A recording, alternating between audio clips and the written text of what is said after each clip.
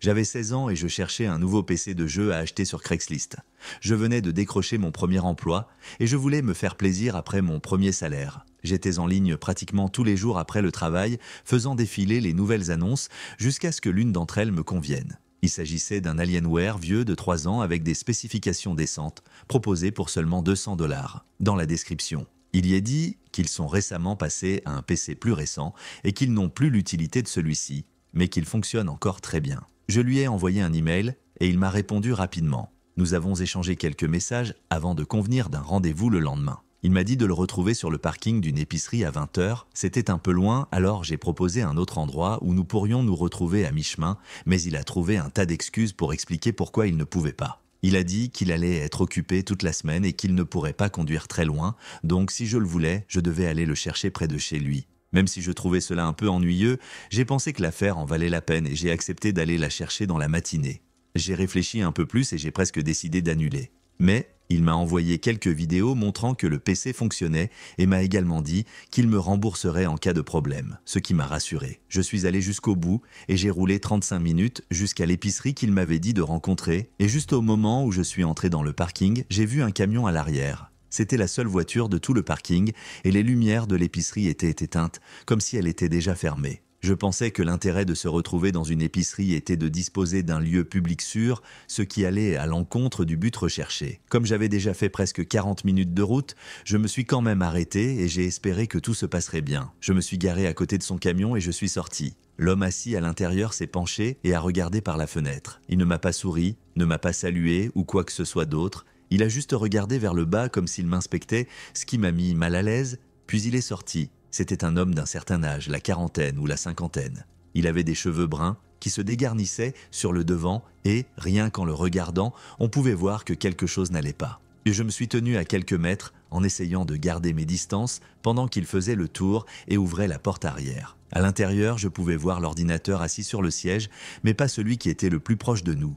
Il était sur l'autre siège, plus loin dans le camion. Il m'a alors indiqué l'intérieur du camion et m'a dit que je pouvais le sortir et le regarder. Sa main était toujours sur la porte et il m'a regardé en attendant que je me glisse à l'intérieur et que je l'attrape. Je suis resté là, maladroit, pendant une seconde, mes yeux se promenant entre lui et le camion avant de remarquer un petit détail. Il manquait la poignée à l'intérieur de la porte qu'il tenait ouverte. Il ne fallait pas être un génie pour deviner ce que c'était.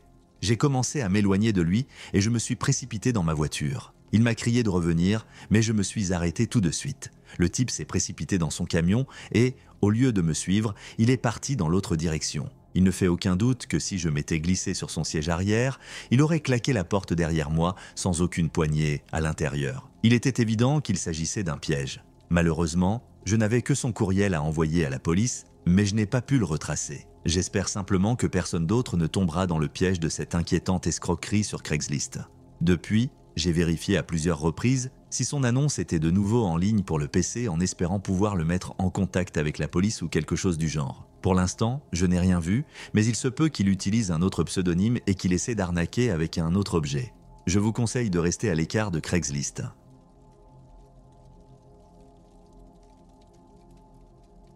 J'ai utilisé Craigslist pour trouver un appartement ou une chambre dans une maison pour y vivre pendant quelques mois. La plupart des appartements normaux ne sont loués que pour 1 an, mais Craigslist regorgeait de propriétaires privés qui louaient leur appartement ou leur chambre. En général, ces logements sont moins chers et les propriétaires sont plus enclins à négocier la durée du bail. J'ai eu environ 1 mois pour chercher et j'ai trouvé et visité quelques endroits, mais ils se sont tous désistés à la dernière minute. C'est alors que j'en ai trouvé un autre qui ressemblait à tous les autres. Il s'agissait d'une chambre à louer dans une maison située à 20 minutes de chez moi. La personne qui la proposait était un jeune homme de 22 ans. Après avoir pris contact avec lui, nous avons échangé des messages pendant quelques jours avant de fixer une date pour que je puisse visiter la chambre. Lorsque j'ai pris la route et que je suis arrivé dans la rue où se trouvait son adresse, je me suis senti un peu moins enthousiaste. Les maisons avaient l'air d'être à peine debout ou de ne pas être entretenues du tout. Beaucoup de cours étaient envahis par la végétation et il y avait même de la ferraille sur les pelouses. J'espérais que la maison que je visitais serait un peu plus soignée, mais lorsque je me suis garé dans l'allée, elle ressemblait à toutes les autres. Je me suis quand même dit qu'il fallait tenter le coup tant que j'étais là, alors je suis sorti et j'ai appuyé sur la sonnette. Cela ne fonctionnait pas, alors j'ai frappé immédiatement. Des palourds sont arrivés de l'autre côté de la porte. Il y a eu une pause très gênante, peut-être 15 secondes, puis il a ouvert, juste un drogué. Je n'ai pu voir que la moitié de son visage lorsqu'il m'a demandé mon nom. J'ai souri nerveusement et j'ai répondu, puis il l'a ouverte complètement et m'a accueilli à l'intérieur. Il était grand et plutôt mince, avec des cheveux aux épaules et quelques tatouages sur le cou, mais il était évident qu'il n'avait pas la vingtaine. Il avait au moins une trentaine d'années, peut-être même plus. J'étais déjà à l'intérieur de la maison à ce moment-là et il me guidait à travers le couloir. L'homme se déplaçait très vite, comme s'il essayait de tout me montrer en vitesse et parlait sans arrêt, ce qui m'empêchait de réfléchir longuement à quoi que ce soit ou de réaliser à quel point la situation était étrange. La cuisine était très vieille et délabrée. Certaines armoires étaient partiellement ouvertes et pendaient mollement sur leur charnière. Il n'y passa que quelques secondes avant de passer dans le couloir suivant qui comportait 2 portes. Il s'est approché de la première et s'est tourné vers moi. « C'est ta chambre », dit-il en ouvrant la porte et en me faisant signe de regarder. C'est à ce moment-là que j'ai enfin eu le temps de reprendre mon souffle et de réfléchir à tout cela. Je me suis dit qu'il valait mieux continuer la visite puisque j'étais déjà dans la maison et ne jamais revenir. Mais alors que je me tenais là, n'ayant hésité que 3 ou 4 secondes, l'homme s'est soudain mis en colère, comme si son visage et son comportement avaient instantanément changé. Il n'a pas dit un mot de plus, mais a commencé à marcher vers moi. J'ai rapidement reculé, mais il a suivi mon rythme et s'est mis à avancer plus vite dans ma direction. Je me suis retourné et j'ai sprinté dans le couloir. En quittant la maison, je l'ai entendu s'arrêter à la porte d'entrée et la claquer derrière moi. Je me suis senti si stupide d'être entré dans la maison alors que je m'étais déjà rendu compte que les choses ne collaient pas. Je sais que techniquement il ne s'est rien passé, mais tout laissait présager une issue terrible. Après cela, j'étais trop terrifié pour essayer à nouveau Craigslist.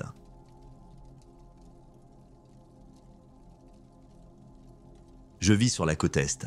Il y a beaucoup de fermes dans le coin ou simplement des cabanes et des maisons hors réseau. Certains d'entre eux ne sont pas complètement isolés, mais ils sont juste éloignés et sur de grandes propriétés avec plus de 40 acres de terrain. C'est normal par ici. Acheter des outils et des équipements d'occasion à des voisins ou à d'autres personnes de la région. À l'époque, je construisais sur ma propriété et j'avais besoin d'une remorque à plateau pour mon camion afin de pouvoir transporter plus de matériaux depuis les quincailleries. Ces remorques sont absurdement chères, mais comme presque tout le monde en possède dans le coin, il y a beaucoup de remorques d'occasion dont les gens veulent se débarrasser. Craigslist a été le premier et le seul site que j'ai consulté. Il y en avait plusieurs à vendre et j'ai envoyé plusieurs courriels. Seul l'un d'entre eux m'a répondu et nous avons convenu d'un rendez-vous pour que je passe le voir. Tout ce que je savais, c'est qu'il s'appelait Devin et qu'il avait ce dont j'avais besoin. C'était une chose très courante dans le coin, que j'avais déjà faite 1 million de fois, donc je n'avais aucune crainte à avoir. J'ai roulé environ 1 heure depuis chez moi, à travers des routes de forêt nationale jusqu'à ce que j'arrive à son allée. Comme la plupart des routes du coin, il s'agissait d'un chemin de gravier qui s'enfonçait dans les bois. Je l'ai traversé et je suis arrivé jusqu'à sa maison. C'était une très petite cabane en bois, d'aspect très ancien, avec une clairière dans les arbres qui y menait. La première chose que j'ai remarquée, c'est qu'il n'y avait pas de remorque à plateau sur la propriété. Je veux dire que c'est une chose énorme. Elle ne pouvait pas être cachée derrière un arbre ou quelque chose comme ça, alors je m'attendais à la voir dès que je me suis garé. La seule chose à laquelle j'ai pensé, c'est qu'il devait y avoir un garage ou un hangar à l'arrière où il la gardait. Quoi qu'il en soit, je me suis garé dans l'herbe et je suis sorti. Je suis resté là quelques secondes pour voir s'il sortait et venait à ma rencontre, mais il ne l'a pas fait, alors j'ai marché jusqu'au porche et j'ai frappé à la porte pendant que j'attendais. Je n'ai pas pu voir si l'une des lumières était allumée à l'intérieur. Les rideaux couvrirent les fenêtres et le soleil se couchait encore, donc c'était trop difficile à dire. Après 1 minute d'attente, personne n'était venu frapper à la porte et j'ai commencé à avoir l'impression qu'il n'y avait personne à la maison. C'est alors que j'ai reçu un message. C'était Devin qui me disait de venir à l'arrière de la cabane où il avait installé la caravane. J'ai ressenti quelque chose de bizarre, mais j'ai aussi supposé que je pourrais être gardé dans l'arrière-cour, alors j'ai fait le tour pour au moins jeter un coup d'œil. Quand j'ai regardé au coin de la rue, je n'ai vu que des arbres. J'ai marché un peu plus loin, m'arrêtant sur le côté de la cabane juste avant d'atteindre l'arrière. Il n'y avait même pas de clairière derrière la cabane, il n'y avait que des bois à perte de vue. J'en avais assez, j'ai commencé à marcher vers mon camion, mais j'ai soudain entendu quelque chose derrière moi. Je me suis retourné et j'ai regardé à nouveau les bois sans rien voir. Ce que j'ai entendu ressemblait à quelqu'un qui s'approchait du coin de la rue. J'ai continué à marcher en accélérant le pas avant d'entendre des bruits de pas dans l'herbe derrière moi. Je n'ai vu qu'une petite partie de l'homme qui me chargeait avant que je ne me réfugie dans mon camion.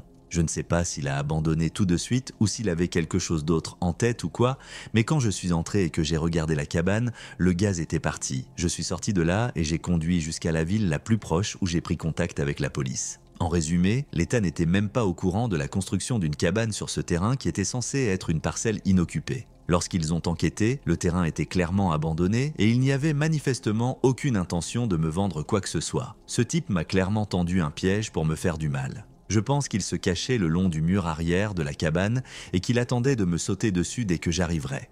Heureusement, je savais qu'il se passait quelque chose et je n'ai pas fait tout le chemin jusqu'ici. Si je l'avais fait, qui sait où je serais aujourd'hui ?